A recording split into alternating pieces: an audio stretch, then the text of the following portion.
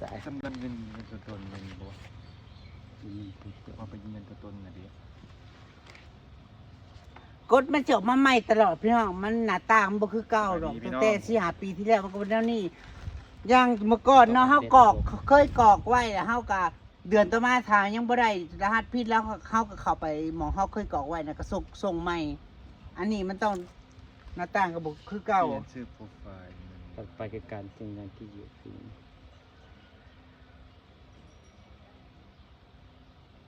การชำระเงินยืนยันตัวตนนี่เหรอนี่เป็นการยืนยันพินแบบนี้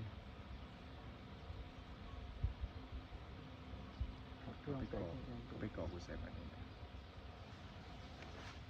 นี่ดิว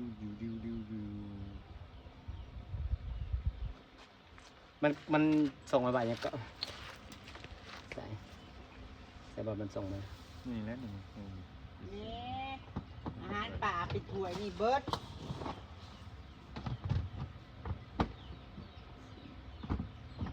หมามาลักกินอาหารป่า นี่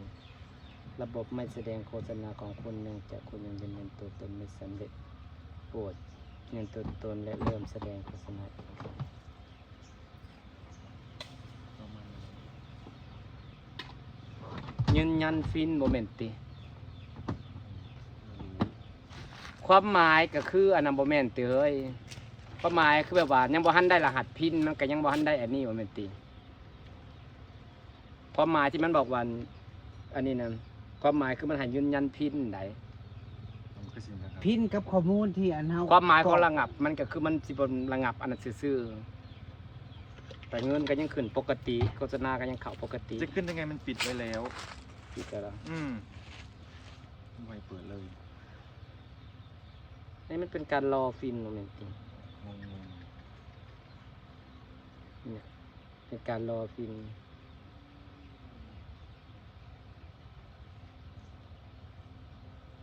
เราต้องส่งคอฟินอีกครั้งนี่เกี่ยวกับการฟินของเซ็นยืนยันอีเมล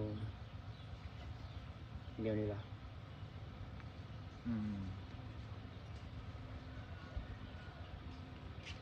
ยืนยันตัวตนให้เสร็จสมบูรณ์ นะก็เลยเป็นโซ่เปอร์เซ็นต์ไม่ได้กันแล้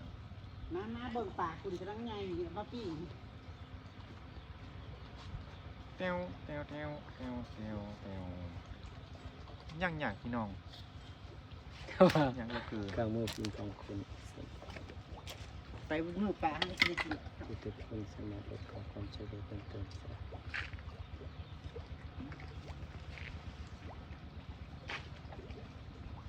เดี๋ยวต้องหามาถีบแล้วล่ะ มีรายการจากเอฟเสียงเพลงเพียนยืนยันเราจะส่งหมายเลขประจำตัวบุคคลพินให้เป็นทางไปรษณีย์ที่อยู่การชำระเงินในการแก้ไขปัญหาเพื่อดำเนินการสนับปัจจุบันของคุณและขั้นตอนต่อไป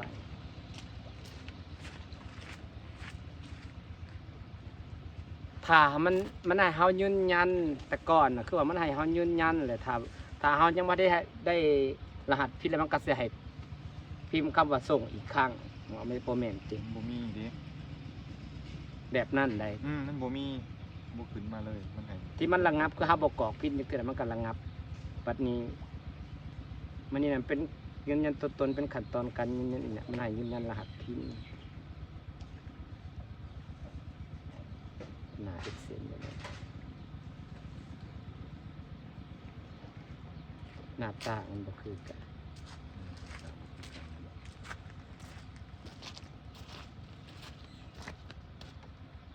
ที่จะเข้า Google ได้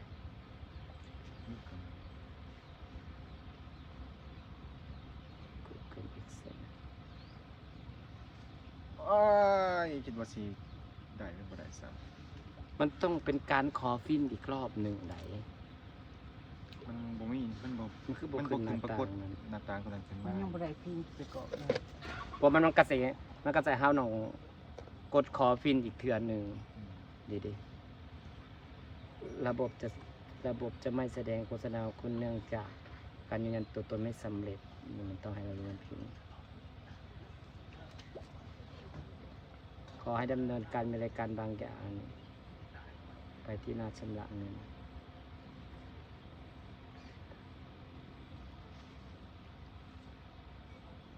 เกิดปัญหาของคุณภาพรวมธุรกรรมเพิ่มวิธีการชำระเงิน ใส่ยังไง อันนี้ครบไปแล้วมั้ย ข้อมูลภาษาเป็นไทยเบิดพี่น้องลาวประเด็น มันหมดส่วน ประเด็นนำ YouTube เข้ามาเสียภาษีกับแพง 30% ยากจังเลยตรวจสอบเพื่อยืนยัน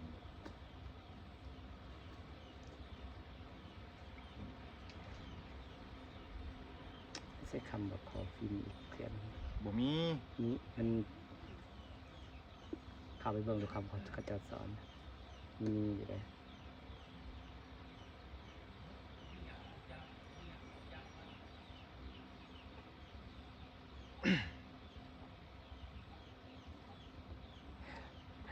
ไม่มีอะไรเนี่ยเขาพยายามนะครับสิได้เบิ่งเขาสอนเนี่ย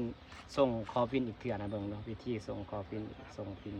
มันสิเข้ามาสิเข้าหน้าต่างเลยในปี2000เลยปี2000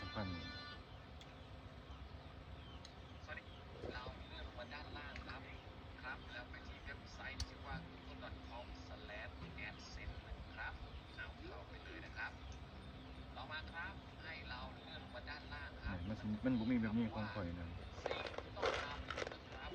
ที่มันจะขึ้น มันเป็นเวอร์ชันเก่าแต่ปีเท่าไหร่ที่มันสอน 2002 2003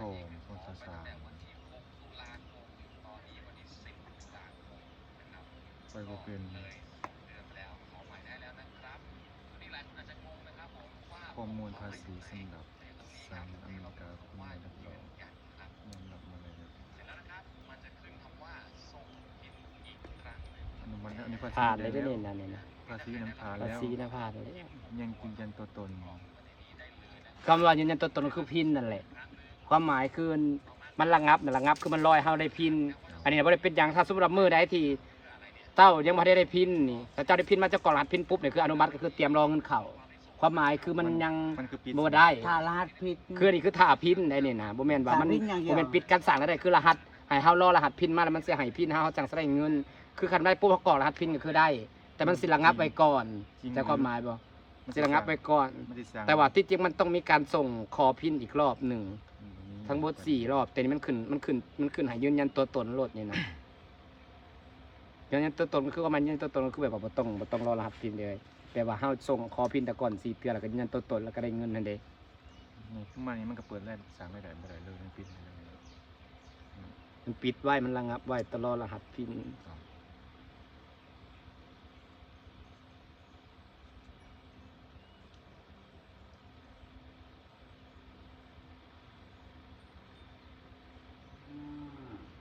เวลากลับจังเลย ภาษีนะเอาตัวนี้สร้างมาจำกับงาน ธุรกรรมความหมายคือที่มันระงับนะคือระงับมันให้รอรหัสพินไหนบ่แม่นว่าระงับไว้เฮาสั่งรายได้เลยบัดพอรหัสพินมาเฮากรอกรหัสเฮาก็ได้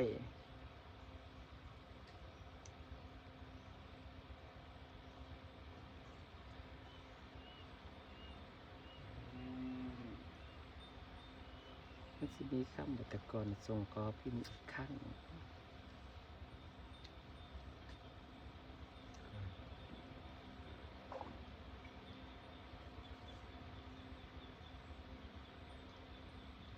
ตรงกันกับอันนี้การ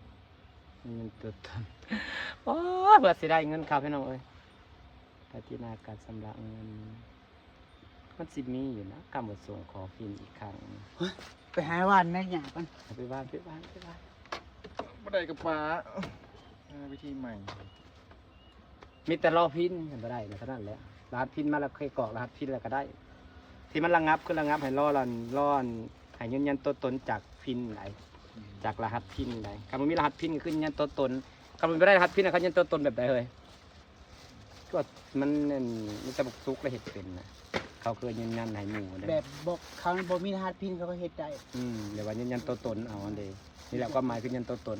ความหมายคือมันระงับการสั่งรายได้ของเฮาน่ะคือ มันแหวรอรหัสพินมามันจังเสียนี่มันเบิดกำหนดแล้วดิแต่ที่จริงมันต้องส่งคอใหม่ได้มันคือบ่มีบอร์ดให้ส่งคอใหม่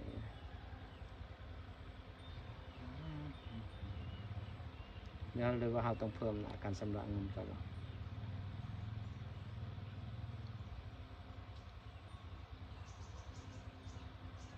ขอบใจบ่ได้เห็นตัวแล้วมันมีการชำระเงินตรวจสอบเพื่อจะมีตั้งค่าข้อมูลบัญชีเข้าถึงสิทธิ์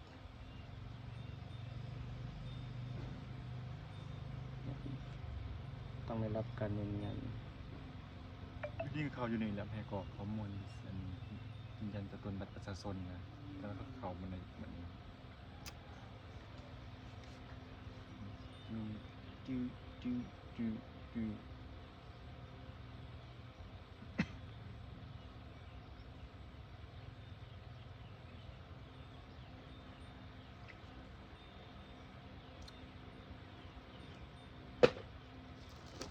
วิธีการทำงานประเมินจำนวนที่ฟอนต์ที่อยู่กับจำนวนเอ็กเซนเกมเนี่ยมันเรารอรหัสพิน6 ตัวตอนนี้ ทำรายการที่คุณจะมีราศีเรียนนะ คุณควรได้รับไปรษณีย์แจ้งภายใน3 สัปดาห์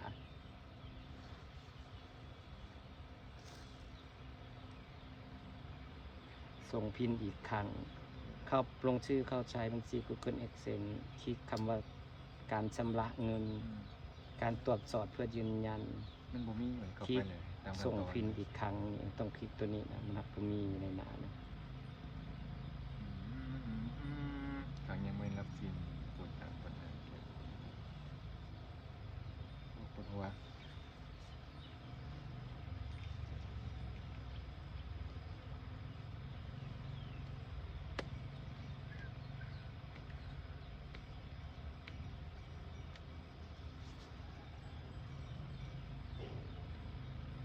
เวลากลับมันกลับไม่ได้เอาโทรศัพท์กันนะเวลากลับดูยันนะ โอ้ งงวะจะได้บ่ได้กระทาเบิ้งตอนต่อไปแล้วเบิ้งเข้าไปตรงให้มันบอกตามขั้นตอนนะทาเบิ้งไม่ต้องว่าสิได้บ่เป็นตั้งไพ่ตีว่าสิดังไพ่ตีอันนี้ครับเมื่อไหร่ อาจารย์ก่อน เข้าไปใน Google Excel แล้วก็เข้าไปหน้าการชำระเงินแล้วก็กดส่งคอพินอีกครั้ง เห็นแล้วบ่ได้ มันบ่ขึ้นหน้าว่าขอส่งคอพินอีกครั้งในบอลใส่รหัสพินนะ นี่เขานี่กำลังเงินตรวจสอบพนักงานนี่ตามมันบอกเรียนมันจะขึ้นมาบัดนี้นะประเด็นมันบอกขึ้นมันอยู่บัดนี้ยังไงมันบ่ได้ มันก็มีคำว่าส่งคอพินคอพินอีกครั้งแล้วเป็นน้ำหนาเฮา ยืนยันตัวตนปุ๊บวันนี้เฮาหาบอลส่งพินอีกครั้งบ่ได้เฮายืนยันตัวตนอะไรมันให้รอบ่จักมันแหละระงับว่าให้รอบ่จัก ทางนี้รอพระชิระงับมันก็แนวนี้เด้อครับให้รอรหัสพินให้ระงับมันระงับไว้ได้ตอนเจ้าเฮ็ดก็ระงับได้ ปิดสั่งอะไรได้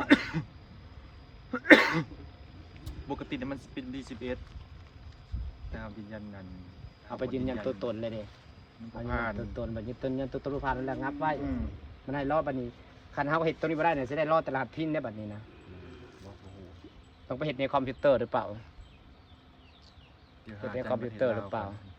มีคอมบ่อยู่แล้ว อืม คอมยังเฮ็ดง่ายกว่าได้โอ้เจ้าถนัดเจ้าคอมมาให้เด้อเฮาอยากเข้าไปแก้ Facebook เฮาต้องแก้ในคอม ในคอมมันสิหน้าต่างมันสิแก้ได้ นี่ Facebook แสดงยังแก้บ่ได้เลยการชำระเงินค้างไว้เป็นเท่าใดร้อยมันแก้บ่ได้ต้องแก้ในคอมในโทรศัพท์ ยังในคอมง่ายกว่า ต้องแก้ในคอมหน้าต่างคอมสิแก้ได้โอ้ยสิได้นอนนี่คืนหนึงสิได้ค่า ไม่ นอนจ้ะ เดี๋ยวขึ้ นอนมื้ออื่นจะได้เมื่อสิพากันแก้ไขปัญหาให้มันได้พี่น้อง อืม โอเคค่ะรอรุ่นว่าสิผ่าน เรียกว่า เป็นน้ำเฮากอกระบ่จัก เรียกว่าอะไรชุกเขาบ่อย ได้แล้ว เขาอีตัวลูกเขา เป็นไง ผ่าตัด10,000 20,000